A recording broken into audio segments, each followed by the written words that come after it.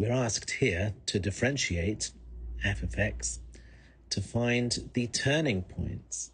Now, turning points are another name for the stationary points.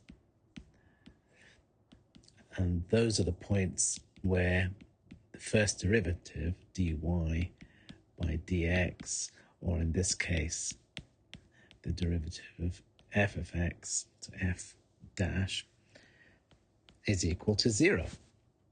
So the first step is to differentiate. So let's differentiate f of x and then equate that to 0.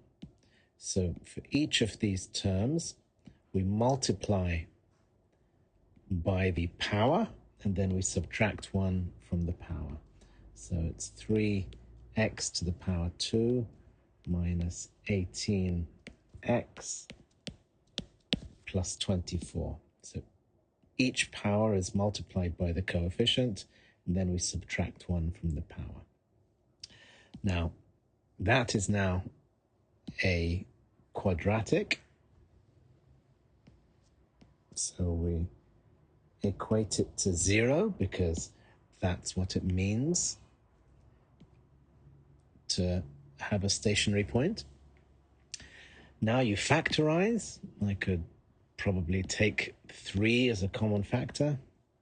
So 3 into x squared minus 6x plus 8 is 0.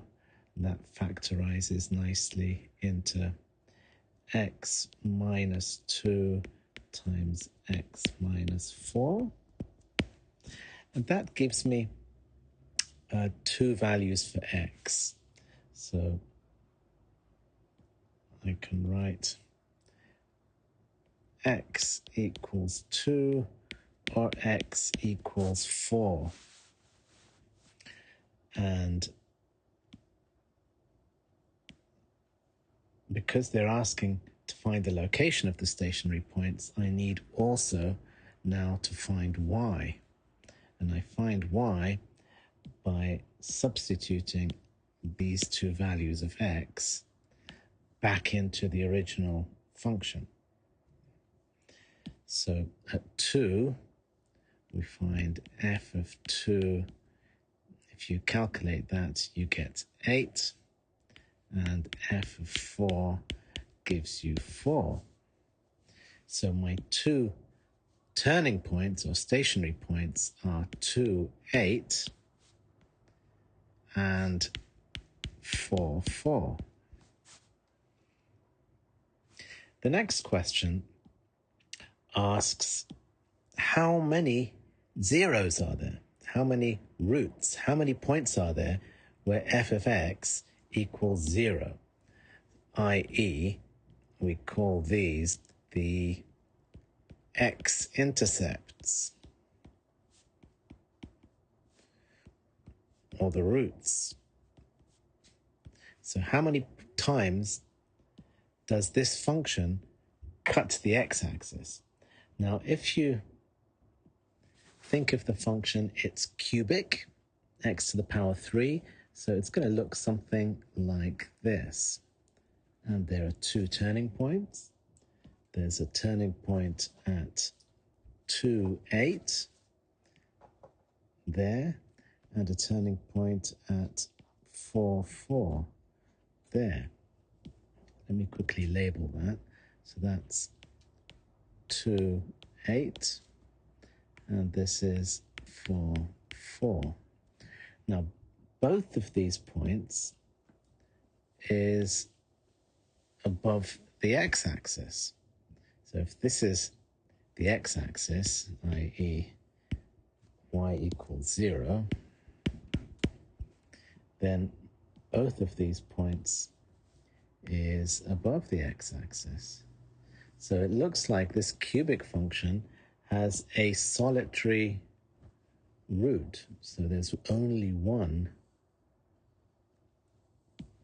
root. So there's 1, 0, or root.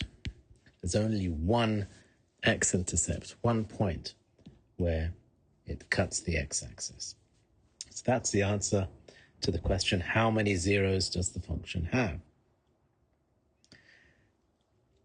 The next part of the question asks us to use the Newton Raphson method to find the values or the value of one of these zero locations. So the Newton Raphson method is an iterative numerical method where you start with one initial guess and you find iterative approximations. So this is the general form of the Newton Raphson method. So if we put in our specific function, it will look something like this. F of x is x cubed minus 9x squared plus 24x minus 12. And the derivative is, this is from part A,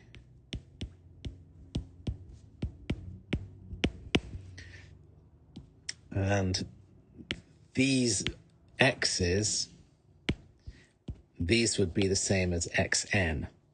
And we're going to start with an initial guess where x0 or x0 is 0. So if we put 0 here, here, so if you put it in every instance in the formula, you're going to end up with x1, which is our second guess, is 0.6. And if I write it to 9 decimal places, 0.6, 3, 4, 9, 2, it's 0.5. And then if you put the 0.5 back into here, i.e. back into the Newton Raphson formula, you end up with your second or your third approximation, which is 0.634920634. And then you take that and you put that back in to the Newton Raphson approximation. That will give you your x3, which is your fourth guess, 0.64464. So depending on how many significant figures you want this to be correct for, you can keep going. The question, I think, is only asking for the first 4. So x0 is given. We need to find x1, 2, 3, and 4. So that would be your final answer. It would just be your final value here, x3.